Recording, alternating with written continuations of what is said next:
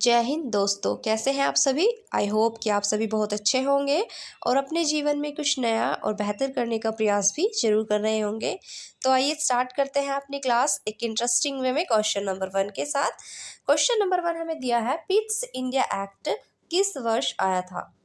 देखिए 1773 में आता है रेगुलेटिंग एक्ट। ये ईस्ट इंडिया कंपनी के कार्यों को नियंत्रित करने के लिए और उसके कार्यों को नियमित करने के लिए एक एक्ट लाया जाता है जिसमें कई सारे प्रावधान होते हैं। इसी के तहत 1773 के एक्ट के अकॉर्डिंग 1774 में कलकत्ता में सुप्रीम कोर्ट की स्थापना की जाती है। फिर 1773 के एक्ट में जो कमियां होती हैं रेगुलेटिंग एक्ट में, इसको दूर करने के लिए लाया जाता है 1781 का एक्ट। 1781 का जो एक्ट होता है, इस चार्टर अधिनियम में जितनी भी कमियां होती है 1773 के रेगुलेटिंग एक्ट में, उन कमियों को दूर करने के लिए लाया जाता है 1781 का चार्टर एक्ट, जिसको हम सेटलमेंट एक्ट या फिर बंदोबस्त कानून के नाम से भी जानते हैं। इसके बाद फिर आता है 1784 का पिट्स इंडिया एक्ट। तो हमसे पूछा है किस वर्ष आया था। पिट्स इंडिया एक्ट आया था 1784 में, जिसमें इसमें क्या किया गया था, तो इसके द्वारा दोहरे प्रशासन की स्टार्टिंग की गई थी और यहाँ पर बोर्ड ऑफ कंट्रोल और बोर्ड ऑफ डायरेक्टर्स यहाँ पर बनाए गए।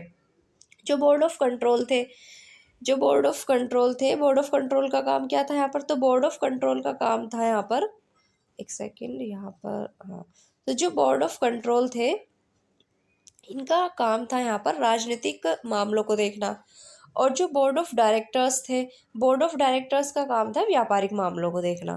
क्लियर है। चलिए आगे बढ़ते हैं नेक्स्ट क्वेश्चन पर। नेक्स्ट क्वेश्चन है, कौन से चार्टर एक्ट में शिक्षा के लिए 1 लाख रुपये सालाना देने की व्यवस्था की गई। तो देखिए अभी हमने देखा था 1781 में जो एक्ट आया था वो 1773 के रेगुलेटिंग एक्ट में जो कमियां थी उनको दूर करने के लिए लाया गया था, इसलिए इसको हमने एक्ट ऑफ सेटलमेंट या बंदोबस्त कानून भी कहा। इसके बाद आता है 1813 का एक एक्ट। इस एक्ट के अंदर 1 लाख रुपये सालाना शिक्षा के लिए देने की व्यवस्था की गई। और इसी के साथ साथ जो 1813 का चार्टर एक्ट आया था, इसमें कंपनी के अधिकार पत्र को 20 साल के लिए बढ़ा दिया गया, यानी कि 20 साल तक कंपनी के जो भी इसमें रूल रेगुलेशन आए थे कंपनी उसके अकॉर्डिंग कार्य करेगी। और साथ ही साथ 1813 के एक्ट के द्वारा ही कंपनी से उसके जितने भी व्यापारिक एकाधिकार थे सबको छीन लिया गया।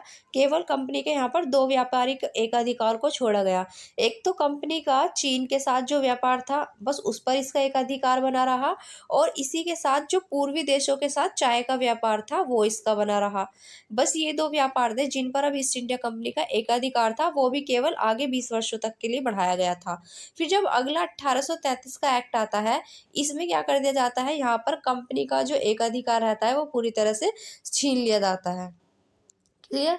चलिए आगे बढ़ते हैं नेक्स्ट क्वेश्चन है, औरंगाबाद में बीबी का मकबरा का निर्माण किसने कराया था। तो औरंगाबाद में बीबी का मकबरे का निर्माण कराने वाला था औरंगजेब। चलिए आगे बढ़ेंगे नेक्स्ट क्वेश्चन पर। 7वीं अंतर्राष्ट्रीय कांग्रेस में तिरंगा फहराने के लिए किसे जाना जाता है। देखिए 7वीं जब हम कांग्रेस की बात करते हैं जो कि इंटरनेशनल लेवल पर हुई थी कांग्रेस, इसमें जो तिरंगा झंडा फहराया था ये थी भीकाजी रुस्तम कामा। भीकाजी रुस्तम कामा ये भारतीय मूल की फ्रांसीसी नागरिक थी। क्या थी ये, भारतीय मूल की फ्रांसीसी नागरिक थी जिनका नाम क्या है, भीकाजी रुस्तम कामा।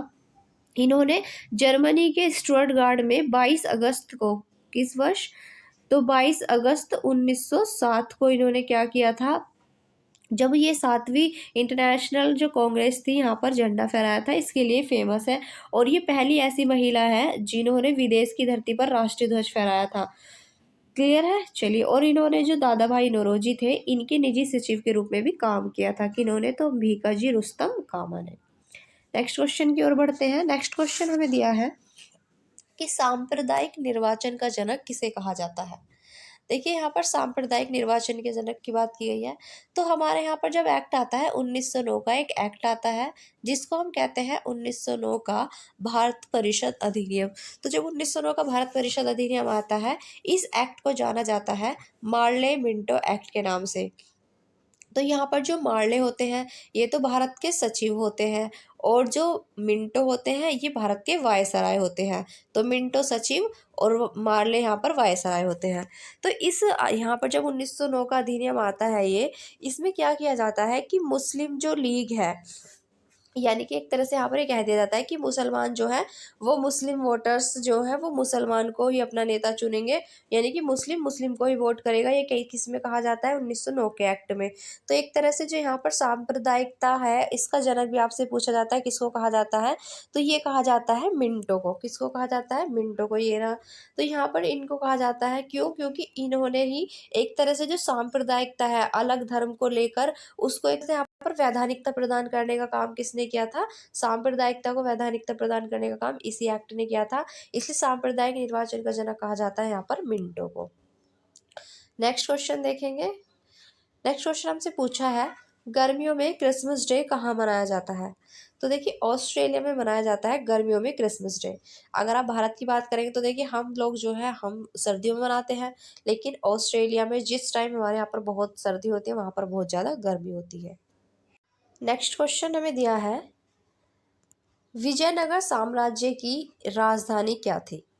देखिए विजयनगर साम्राज्य की अगर बात करें तो दक्षिण में एक साम्राज्य था विजयनगर, जिसकी कैपिटल थी हम्पी। विजयनगर साम्राज्य की जो स्थापना करने वाले थे वो दो भाई थे, जिनका नाम था हरिहर और बुक्का। तो हरिहर और बुक्का नाम के दो भाइयों ने स्थापना की थी विजयनगर साम्राज्य की, और इसी के अंदर इन्होंने अपने पिता संगम के नाम पर ही संगम वंश की स्थापना की थी विजयनगर में, जिसका नाम है हरिहर और बुक्का। इनके द्वारा ही की गई थी।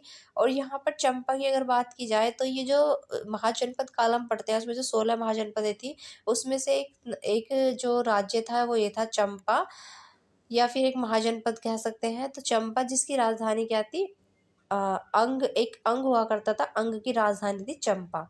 विराटनगर मत्स्य की राजधानी हुआ करती थी, और वज्जी की वैशाली हुआ करती थी। ये महाजनपद काल से क्वेश्चन है। आगे बढ़ेंगे नेक्स्ट क्वेश्चन पर।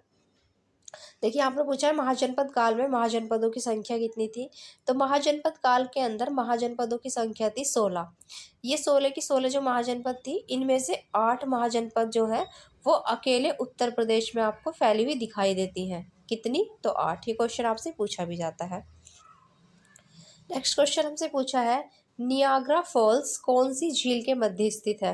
देखिए नियाग्रा फॉल्स या नियाग्रा जलप्रपात ये स्थित है इरी तथा ओंटारियो झील के मध्य है, और ये कनाडा तथा यूएसए की सीमा के बीच पड़ता है। कहाँ कहाँ, कनाडा और यूएसए की जो सीमा है वहीं पर पड़ता है हमारा नियाग्रा फॉल्स या नियाग्रा जलप्रपात।